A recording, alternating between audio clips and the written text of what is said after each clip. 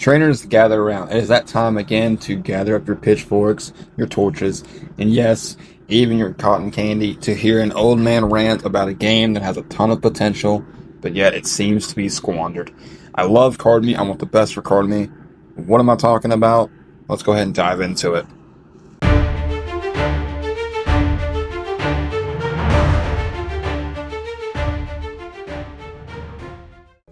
So I've been thinking about it a lot recently. We're probably about halfway into season 2 at this point. And there's one thought plaguing my mind whenever I think about Kardmi and I think about, look at my phone and think, do I want to play Kardmi? And it has a content problem. Now I know a lot of you guys just lean back in your seat and you're just like, oh, brother, this guy stinks! but I would love for you guys to hear me out. Because when I look at Kardmi, I see a tremendous foundation. It just feels like, we look at this from a construction standpoint. It's constructed with a tremendous idea in mind. Amazing story, really, really good developed Kardmi. The creature designs are great.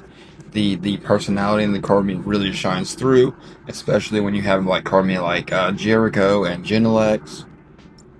The game has a lot of personality, and like I said, I love the narrative direction. Every time anyone asks me about the game that I'm playing, I typically normally like start the conversation with, oh, this is Kardmi, this is what's going on in the story. It's got a really, really interesting story. You might like it if you like creature collectors. I normally have a lot of great things to say about Kardmi. But when people ask me, should I play it long term, it's something that I should really involve a lot of my time in. If I'm honest with them, I have to kind of tell them that, hey, it's something that you're probably going to play for about a month, and then you're probably going to put down and not come back to. Um, and unfortunately, that's just the reality that we find ourselves in when it comes to Kardmi, because it has not a whole lot of staying power. It's not got a lot of player retention. And why that is because they developed this reincarnation, this seasonal reset that happens every few months with each new season. Our progress reset, which is fine. There's plenty of games that do seasonal resets. But when you do a seasonal reset, you have to make sure that the game is interesting. You have to make sure you don't feel like you're doing a chore in a game.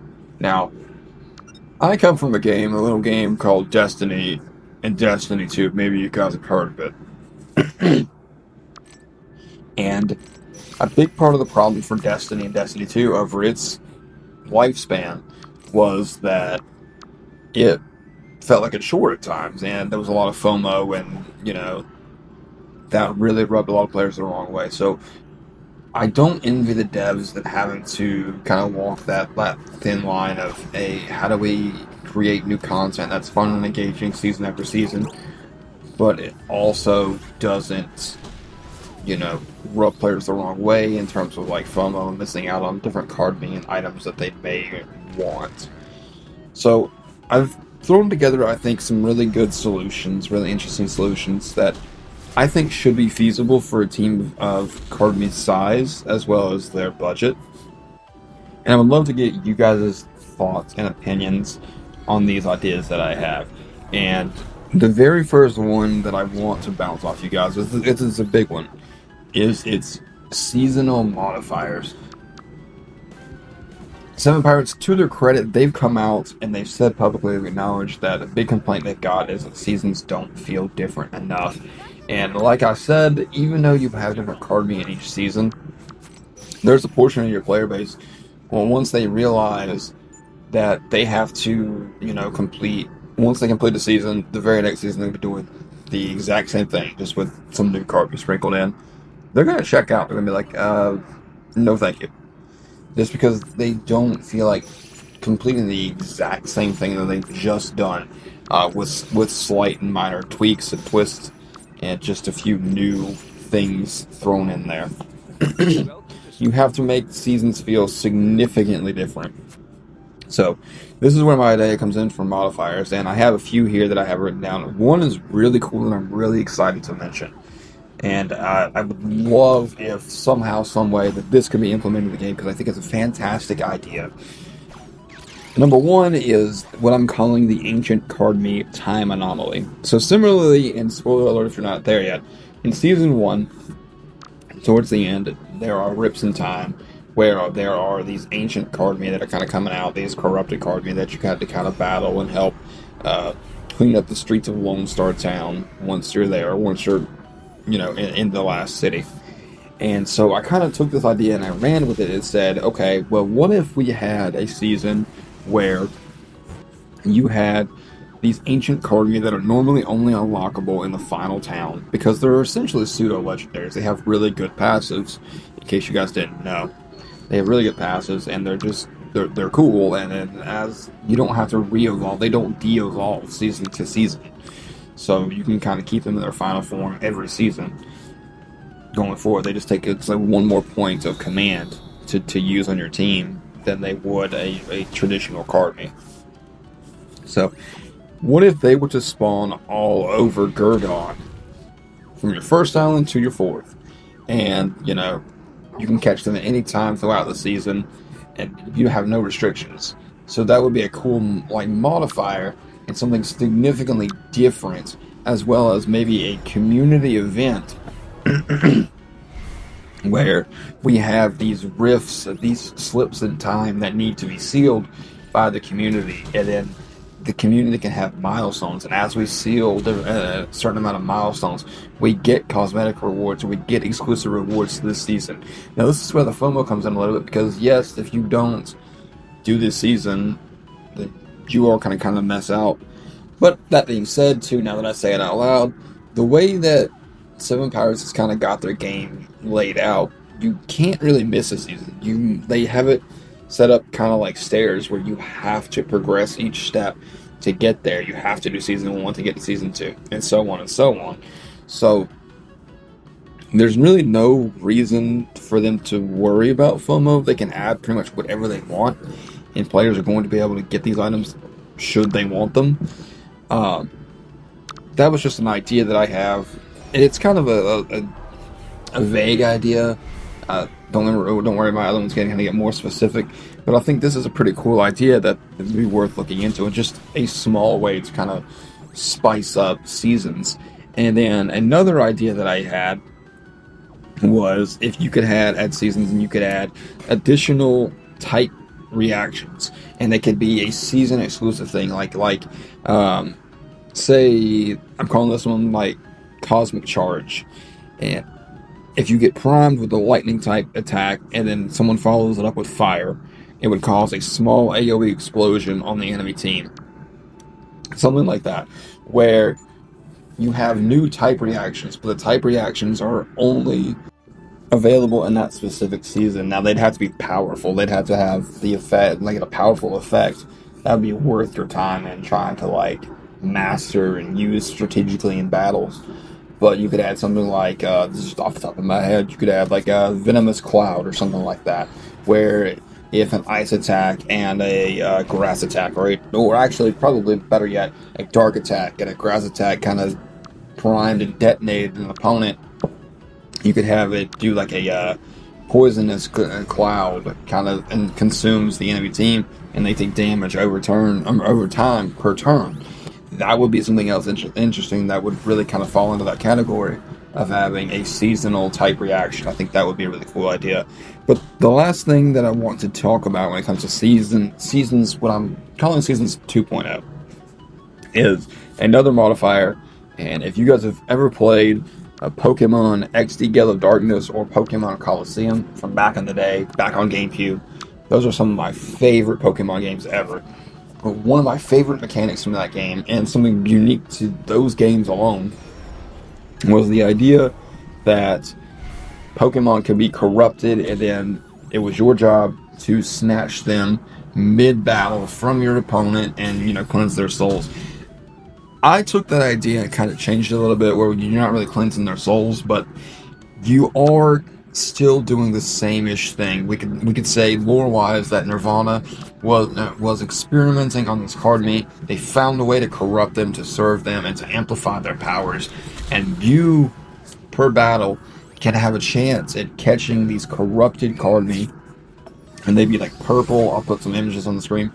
They have a purple aura coming from them, red eyes. They would be distinct. Obviously, you're not going to have the snag ball from Pokemon. You're not going to have the little, I can't remember what it's called, the little scanner that shows, hey, when someone calls out a corrupted card meat that you know. But there will be visual indicators on the screen that this is corrupted, and you'll have to weaken it just like you would a wild one. I guess since you don't really weaken and capture on this one, you're not completely out. That's what you would do. You would knock the card meat completely out. And instead of it fainting, it would give you an option. It'd be like, do you want to try to snag this card meat or not? And then with that, I think that honestly, I had that idea earlier. You know, I wrote it down here in my notes for this video, and I got so excited. So I was like, I have to talk about this. I think that is something that would really get this game talked about, and it would be a fantastic idea, you know, for a seasonal modifier. When you think about something that makes a season feel different, that would make the season feel different. That would be incredible.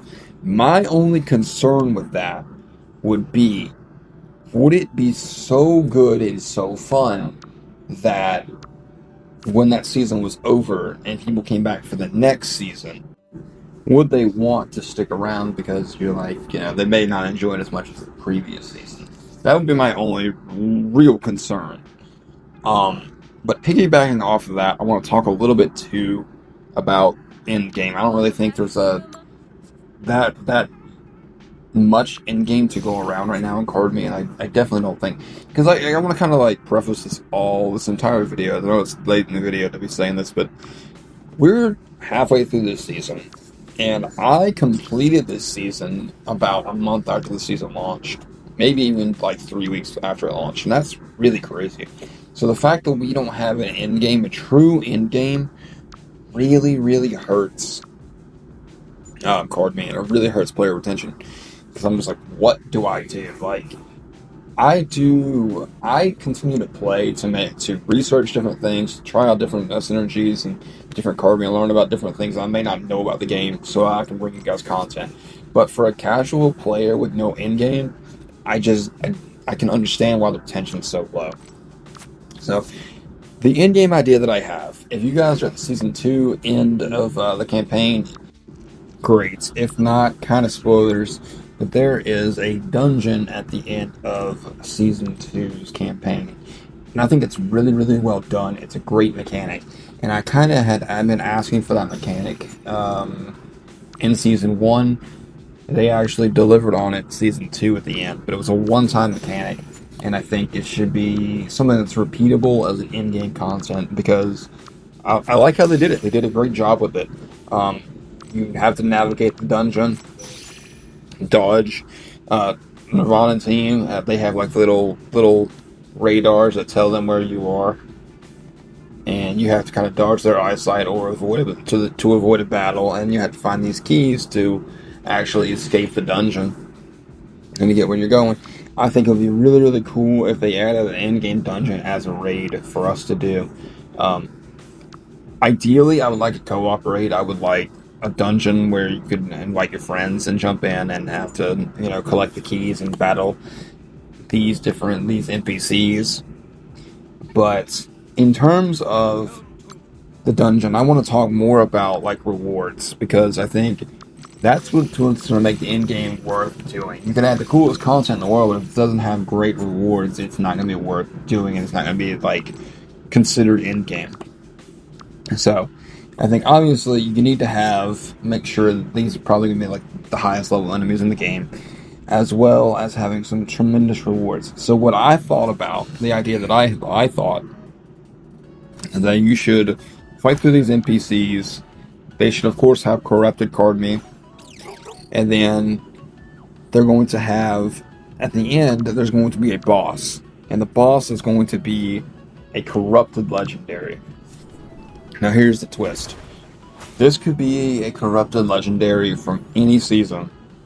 So it could be, now granted we only have two seasons so far, but by the time this came out, you know, right now we're halfway through season 2, so even if the devs were to hear this video now, they're not going to have time to implement this in Season 3.